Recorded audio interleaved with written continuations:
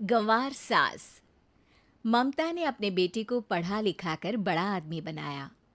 अब वो शहर में अपने परिवार के साथ रहता है।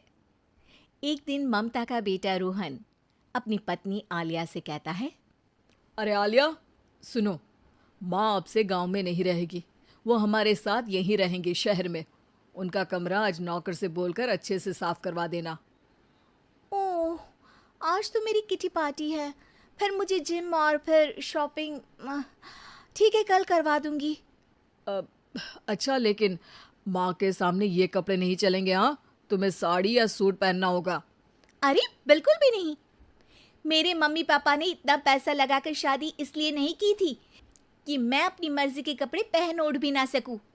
अ- अरे चलो, गुस्सा मत हो, लेकिन कुछ दिन तो माँ की खुशी के लिए कर सकती हो ना।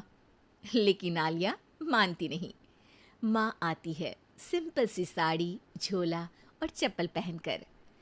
अरे रोहन, मैं इनके साथ कैसे रहूंगी? मेरी फ्रेंड्स क्या कहेंगी? ये तो पूरी गंवार लग रही है। आलिया, माँ गांव में रहती थी इसलिए ऐसी हैं। तुम आज ही माँ के साथ जाकर उनकी पसंद की शॉपिंग करवा देना। इनके साथ घर के अंदर रहना मुश्किल है, बाहर तो मैं कभी भी ना जाऊं। रोहन को आलिया पर गुस्सा आ जाता है। माँ, ओ माँ। हाँ बेटा। वो माँ को ले जाने के लिए उनका हाथ पकड़ता है कि अरे माँ, तेरे हाथ अभी तक इतने कड़े हैं, तूने इसका कोई इलाज नहीं किया? अरे बेटा, इसका कोई इलाज नहीं।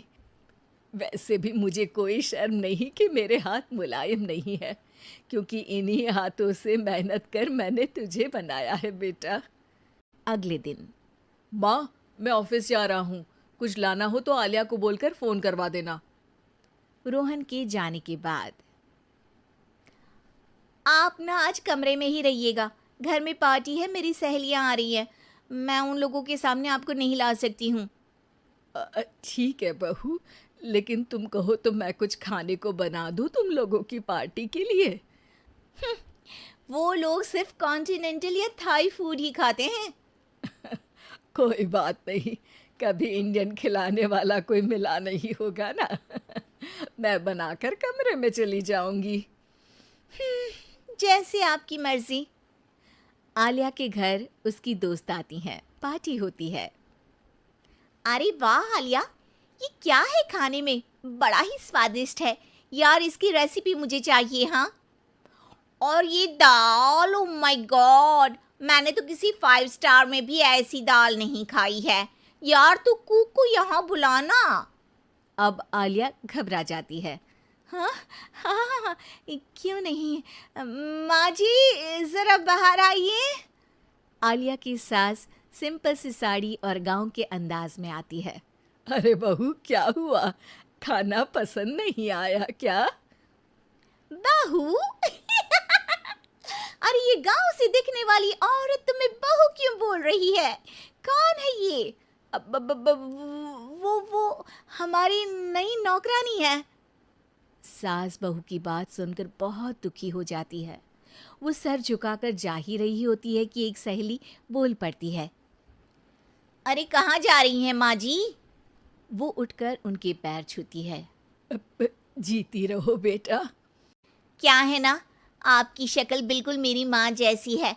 पता है आलिया, मैं शहर पढ़ने आई और फिर शहरी हो गई, लेकिन मेरे माँ पापा तो आज भी गांव में रहते हैं, बिल्कुल इनके जैसे ही हैं। आप यहाँ बैठिए ना आंटी, आप सच में बड़ी खूबसूरत है और आपके हाथ का खाना तो लाजवाब है। काश ये मेरी सास होती। सभी सहेलियां सास को घेर कर बैठ जाती हैं और उनसे खाने की रेसिपी पूछ रही होती है कि तभी घर की बेल बजती है और रोहन आता है। अरे क्या बात है, आज आप लोग हमारे घर में? और ये लोग तो मुझे आलिया से ज्यादा माँ की सहेलियाँ लग रही हैं। क्या ये आपकी माँ है? लेकिन आलिया ने तो कहा कि ये उनकी नौकरानी है और इन्होंने भी नहीं बताया। वो नहीं बताएंगी, क्योंकि उनके लिए बच्चों की इज्जत और उनकी खुशी सबसे पहले है। मुझे माफ कर दो, मुझे इन्हें तुम लोगों से मिलवाने में शर्म आ रही थी कि तुम लोग क्या कहती? अरे अब तो हमें शर्म आ रही है कि तुम हम लोगों की सहेली हो। हाँ, जो माँ जैसी सास को नौकरानी बोले वो हमारी सहेली नहीं हो सकती। ये बोलकर सभी वहां से जाने लगती है कि सास बोलती है, आलिया की तरफ से मैं तुम लोगों से माफी मांगती हूँ। उसने जो कहा उसके लिए मैं उसे माफ करती हूँ।